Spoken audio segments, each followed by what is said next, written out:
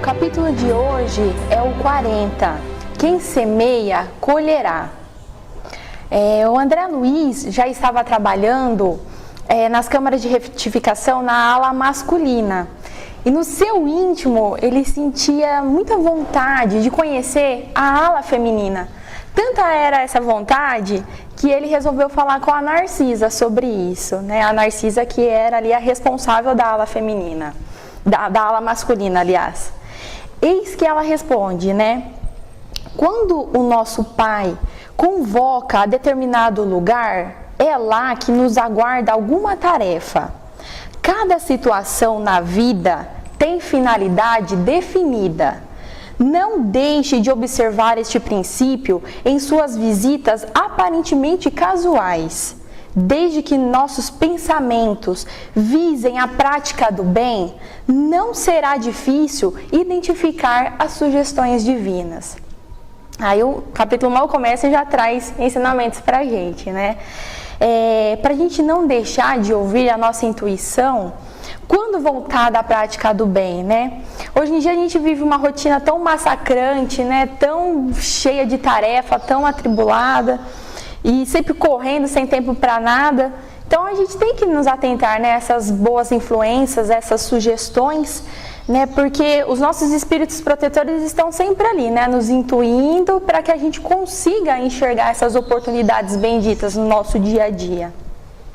Se a gente acha que a gente não tem essa sintonia, né, que a gente não consegue enxergar, vamos assim dizer, então uma ferramenta muito útil para isso é a prece, né? Porque a prece ela faz com que a gente consiga nos ligar mesmo com o plano superior e a gente assim, né, começa a prestar mais atenção nas pequenas coisas do dia a dia, o que a gente pode estar fazendo para se tornar uma pessoa melhor, né, para realmente colocar o bem em prática.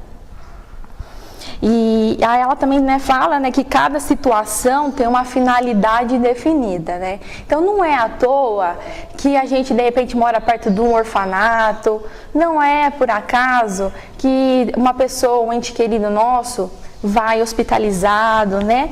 Porque o local que estamos, as pessoas que convivemos, tudo, né, tá convenientemente preparado, planejado para nós. Tudo no comando de Deus para que a gente tenha êxito, né? Então, realmente a gente parar e enxergar a nossa volta, né? As pessoas que estão conosco na existência, né? Então, o André e a Narcisa, no mesmo dia, eles já foram falar com a responsável, né, da ala feminina, porque eles sabem da importância do tempo, né? Do tempo bem empregado. Aí o nome dessa nossa irmã era Nemésia e ela exibia as mesmas características de generosidade e de bondade da nossa irmã Narcisa.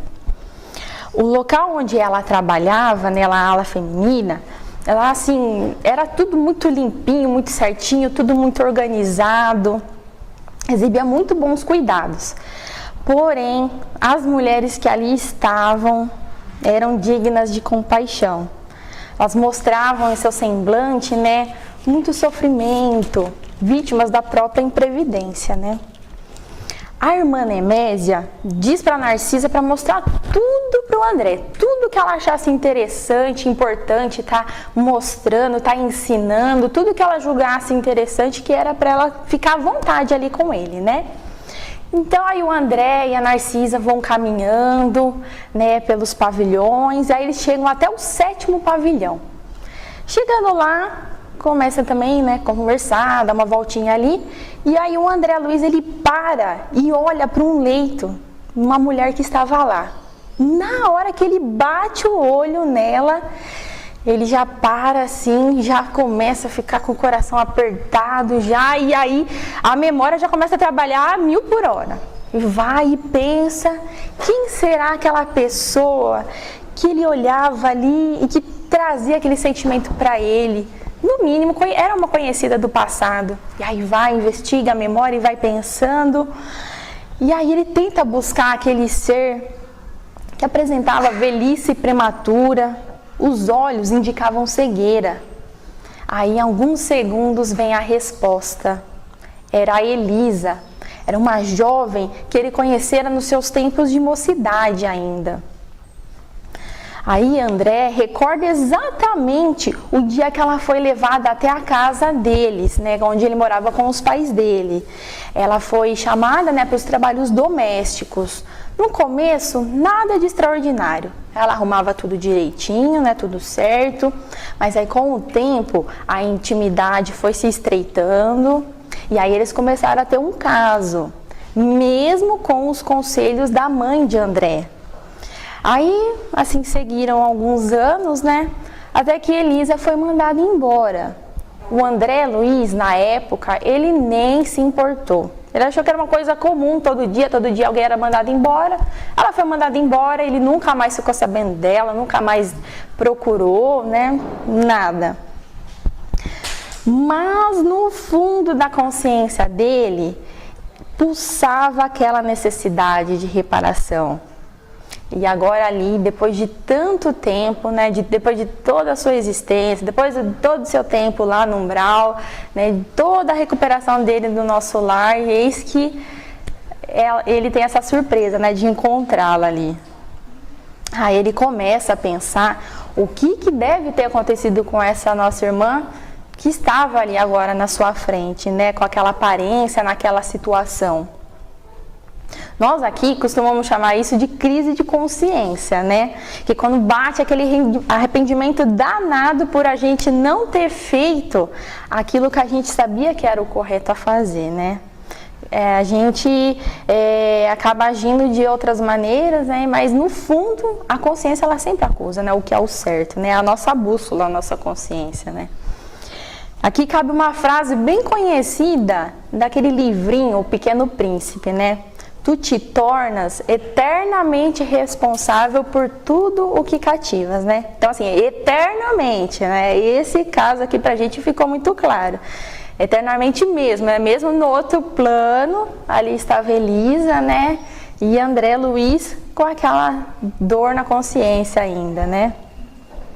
Aí o André, ele chega a tremer de tanta vergonha quando vê a irmã.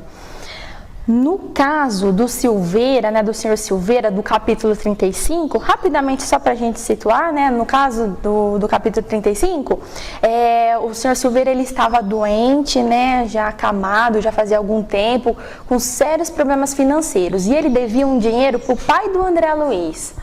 A esposa do Silveira, do senhor Silveira, vai até na casa do André Luiz, se humilha, pedindo assim, uma ajuda, né, para que eles tivessem assim um mínimo de misericórdia, né, pela situação que eles estavam ali. Mas o pai de André Luiz, ele não cede absolutamente nada. E o André, que acompanha toda a cena, né, fala também, né, para a esposa do Silveira que não, o pai não tem que ceder mesmo, não, tá certo, tem que cobrar, dívida é dívida, né. Então, nessa ocasião, o André Luiz, ele dividiu, né, a culpa, vamos assim dizer, com o pai dele, né, naquela situação. Mas nesse caso ali não, era o André com ele mesmo. Era ele que tinha feito todo o mal para Elisa, né? Aí, mais uma vez, o André pede o conselho amigo da Narcisa, a qual compreende o fato, porque esse martírio moral vivido pelo André era o mesmo que o dela, no sentido assim, de que ela, na sua existência, ela também, né, na Terra, teve vários capítulos que ela também não se saiu bem, né, que ela fez coisas que ela não deveria ter feito, né, coisas nesse sentido assim, mas se ele estava ali na frente da Elisa, é porque Deus assim permitiu, pois sabia que agora ele estava em condição de resgatar a dívida. Ele ainda assim fica meio hesitante, né? Fruto do orgulho ainda enraizado nele, né? Mas aí a Narcisa fala para ele, né? Não tema, aproxime-se dela e reconforte-a. Todos nós, meu irmão, encontramos no caminho os frutos do bem ou do mal, o qual semeamos. Esta afirmativa não é frase doutrinária, é realidade universal. Tenho colhido muito proveito de situações iguais a esta. Bem-aventurados, André, os devedores em condições de pagar. Aí vem, né, a grande lição do capítulo, né, que é justamente a questão da semeadura. No livrinho Caminho, Verdade e Vida, que é do Espírito de Emmanuel, né, psicografado pelo nosso querido Chico Xavier, tem justamente uma liçãozinha que se chama semeadura, que Jesus fala, né, mas tendo sido semeado, cresce. Emmanuel nos diz que é imprescindível examinar a qualidade de sua contribuição pessoal no mecanismo das circunstâncias, porquanto é da lei de Deus que toda semeadura se desenvolva. O bem semeia a vida, o mal semeia a morte. Por quê? Porque o primeiro é movimento evolutivo na escala ascensional para a divindade. E o segundo é a estagnação, né? Ou seja, o que Emmanuel quer dizer com morte, né? Porque assim, a gente sabe que nós somos espíritos imortais, né? Mas o que é a morte aqui para ele? Que não há nada pior para um espírito do que a estagnação, de ficar no estado estacionário, de não evoluir absolutamente nada. Isso é o que há de pior para um espírito. Muitos espíritos de corpo em corpo permanecem na Terra com as mesmas recapitulações durante milênios. Atravessam os dias resgatando débitos escabrosos e caindo de novo pela renovação da sementeira indesejável. Continua semeando as mesmas coisas, né, mesmo sabendo que aquilo ainda não é o certo a fazer, né? A existência dessas pessoas constitui largo círculo vicioso, porque o mal os enraiza ao solo ardente e árido das paixões ingratas. Somente o bem pode conferir o galardão da liberdade suprema, representando a chave única suscetível de abrir as portas sagradas do infinito à alma ansiosa. Haja, pois, suficiente cuidado em nós a cada dia, porquanto o bem ou o mal, tendo sido semeados, crescerão junto de nós, de conformidade com as leis que regem a vida. Então, aproveitar mesmo, né, gente, essas oportunidades que nós temos no nosso dia a dia, não deixar o bem para depois, não perder a oportunidade de reconciliação, principalmente, né? Quando a gente tem uma desavença, né, com uma pessoa, aproveitar que ela está no mesmo plano que a gente, né? Que quando está aqui encarnado, vamos já resolver essa pendência. É muito mais fácil do que quando está uma no plano e outra no outro, né? A gente não sabe se a gente vai ter essa mesma oportunidade que o André teve de encontrar lá no outro plano, né? Essa pessoa que ele sentia que tinha que reparar mesmo alguma coisa, né? Então é mais fácil quitar a dívida quando a gente está junto, então a gente tem que aproveitar, né? Bom, aí voltando, né, a Narcisa fala pro André, né, vai lá e conversa com a Elisa, né? Aí o André toma coragem e resolve conversar com ela. Mais uma vez, almejando o êxito de André, né, a Narcisa fala para ele, né, de como abordar a Elisa. Ela fala para ele não se identificar, né, porque não seria difícil, já que ela ainda continuava quase que completamente cega. E que também ela podia sentir em Elisa que a Elisa, ela se sentia uma mãe fracassada, além dela nunca ter tido um companheiro de existência, né, um companheiro para ajudá-la. Ela ficou assim solteira a vida toda, né? Então, André começa a conversar com a Elisa, né? E para que o aprendizado fixasse permanentemente na alma dele, ele pergunta para ela: e sua história, Elisa? Deve ter sofrido muito, hein? Aí ela fala: para que lembrar de coisas tão tristes? As experiências dolorosas ensinam sempre, né? Ele falou. Aí Elisa começa a contar o caso dela. minha experiência foi a de todas as mulheres sem juízo que trocam o pão bendito do trabalho pelo fel venenoso da ilusão. Nos tempos de mocidade, como filha de um lar muito pobre, vali-me do emprego da casa de abastado comerciante, onde a vida me impôs imensa transformação. Esse negociante, ele tinha um filho, tão jovem quanto eu, e depois da intimidade estabelecida entre nós, quando toda a reação de minha parte seria inútil, esqueci que Deus reserva o trabalho a todos os que amem a vida sã, por mais faltosos que tenha sido, e entreguei-me às experiências dolorosas, que não preciso nem comentar. Conheci de perto o prazer, o luxo, o conforto material, mas em seguida o horror de mim mesma, a sífilis, o hospital, o abandono de todos, as tremendas desilusões que culminaram na minha cegueira e na morte do meu corpo físico. Errei muito tempo em terrível desespero, mas um dia tanto roguei o amparo da Virgem de Nazaré que mensageiros do bem, enviado em seu nome, traz-me a esta casa de abençoada consolação. O André, comovidíssimo até as lágrimas, ele pergunta: e ele? Como se chama o homem que te fez tão infeliz?